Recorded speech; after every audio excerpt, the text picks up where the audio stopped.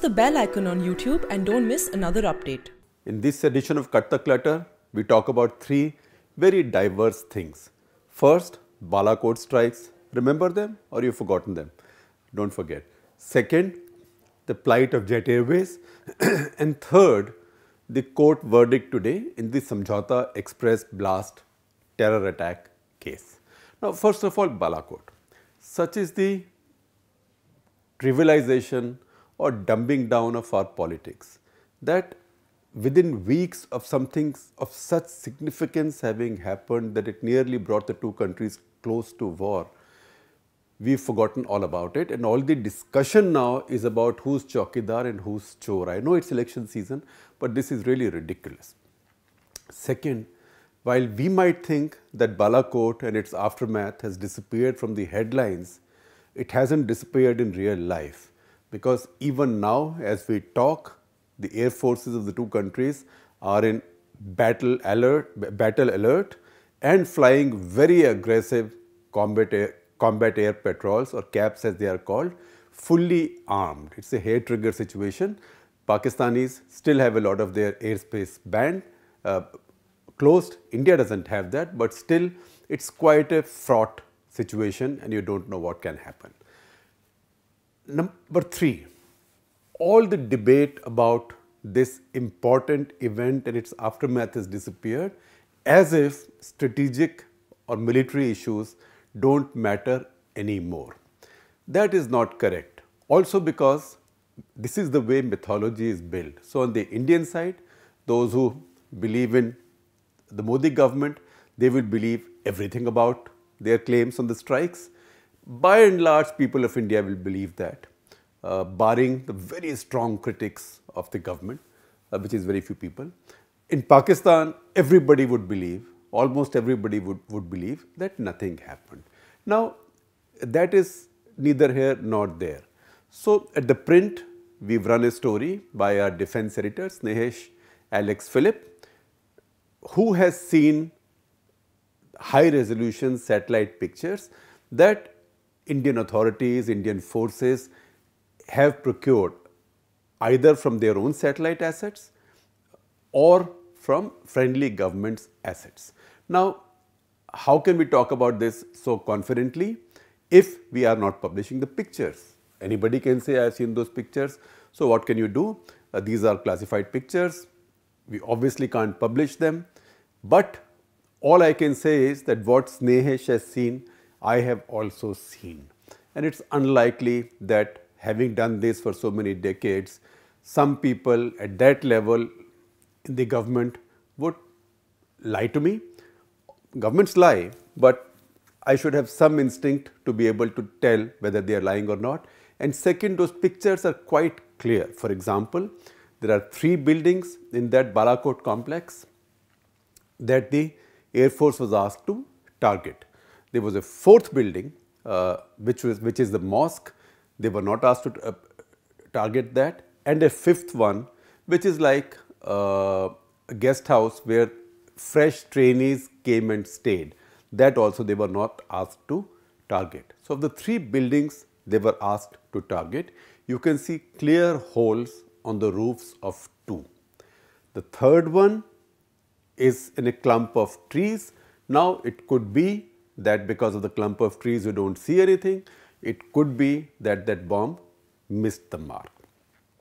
On the 2 roofs that I talked about, where you see the holes, on one in particular, you see 3 clear holes. So, imagine this to be like an A4 size photograph. There in that building, you see 3 holes, a bit like this, almost on A4 size, almost the width of, maybe I'd say half a width of my finger. And they are a bit like this, one on this side, one on this side, one on this side. So, something has gone in. So, unless somebody is showing you pictures of a completely different building, I would say you have to accept that these bombs hit the target. The details we've been given is that 6 aircraft were sent that was armed with these bombs. There were other aircraft performing other roles, electronic jamming or targeting or protection, escorts, functioning as escorts for these bombing aircraft. Each aircraft carried 1 spice 2000 bomb, which is both GPS and electronically guided. 4 of the 5 bombs definitely hit something and you can see the holes. 5th, we can't say. And the 6th, the computers on board that aircraft, Mirage 2000, declined to release the bomb because this is all a very automated electronic system. The computer calculates if the direction, if the wind direction, if the GPS coordinates, if the locale that has been fed into the bomb's computer is right or not. If it is not, and if it looks like the bomb may miss the mark or may cause damage around the place, then it does not release the bomb. So that pilot was not able to release the bomb and came back with the bomb. Now these are the details that we have, and I think we can say with a fair bit of authority that this much can now be established. Now how many people were inside? Nobody knows. How many people died? Nobody knows. But as it's been explained to us, this was a 900 kilo bomb, of which about 95 kilos is the explosive in the inner core. The rest around it, nearly 800 kilos or more, is sheer steel. So what happens if you did not have such a heavy casing? A bomb like that would have gone through the roof and then burst and brought down the building, may or may not have killed that many people. But because all that energy of that explosive would have gone and taken down the building. But because this is encased in 800 kilos of solid steel, so when this explosive bursts now, it is the steel that absorbs the energy. And as that steel absorbs the energy, it converts into shrapnel. And it's that shrapnel that flies and has much more lethality than just what might be a headline bomb, if you call it. That is how it's been explained to us. And you can see, you can find details of bombs like that. It's not something that India has invented. India bought these from Israel. It's also not to say that in the subcontinent only India has it.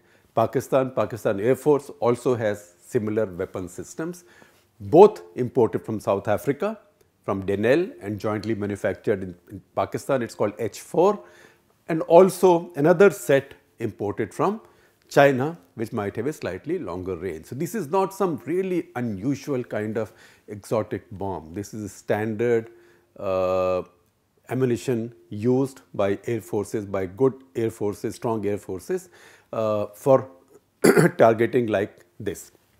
So that, I think, read that story. If you have questions, please send to us. But I think this should put some questions to rest. And maybe some people in the opposition also are more convinced now by reading all this. So the questioning of the strikes has gone down. What happened after the strike the next day over Rajouri, Mendhar, Naushera, the big air engagement between India and Pakistan, that I think you wait for a couple more days, we'll tell you more about it. Again on the print, and once you've read it in great detail, we'll put out in detail that you don't know in a day or two, then I'll be back with you to try and declutter it and make it simpler for you to understand. So that's my first story. The second is Jet Airways. Now, Jet Airways was the pride of India. In fact, I used to say very often to people that, look, Jet Airways is one of the great Indian brands built post-economic reform. Because post-economic reform, it was not a legacy brand. It was not a Tata company that became very successful after economic reform. It was a new entrepreneur who wasn't that rich a man, who launched this airline and built a fantastic product, a world-class product, competed with everybody in private sector, public sector, and globally, and built himself a good reputation and name for the brand. In fact, many people traveling from overseas will tell you, oh, you are so lucky to have airlines of this quality, particularly for international travel. Now, that airline is in trouble. It's a strange situation because if you look at that airline's last 5 quarters, it has made a big loss in every quarter, 1,000 crores, 1,200 crores, 1,300 crores. Airlines simply don't have that kind of resilience in their balance sheet to take those losses. The previous year, however, the same airline was making profits. Not heavy profits, small profits, but profits. So what went wrong? So one thing that went wrong was that there is a funny feeling in India that aviation is still a luxury thing. It's a luxury. So taxes on aviation fuel, aviation turbine fuel, ATF, were kept very high in India. So even when, first of all, global oil prices went up, as oil prices went up, ATF prices went up. But when the global prices came down, as with other fuels, these prices are not brought down. But unlike, say, other businesses where fuel is used, here it wasn't possible for airlines to up the fares simply because a lot more competition had come in. And remember, don't forget the elephant in the room. There was another airline bleeding money all the time, losing money all the time, called Air India, but they had no fear of sinking because they had the big daddy as their owner, Bharat Sarkar, Government of India. So Government of India, as long as Government of India is there to keep pouring money into Air India can discount fares everywhere because it has no fear. It is not working in a free market situation, nor is its competition, because its competition is facing an airline whose owner has endless pockets. And then the new budget carriers came up and grew, Indigo, SpiceJet, and took away the passengers or market share from premium airlines who were not able to match their fares. So this was pretty much a defeat in the marketplace, fair and square, but also partly contributed to by government's bad policies on aviation turbine fuel. Now, government has brought down those prices considerably lately. Also, global oil prices have collapsed, not really collapsed, but gone down considerably and stayed there. But by this time, enough damage is done because Jet Airways had borrowed a lot of money to buy new aircraft.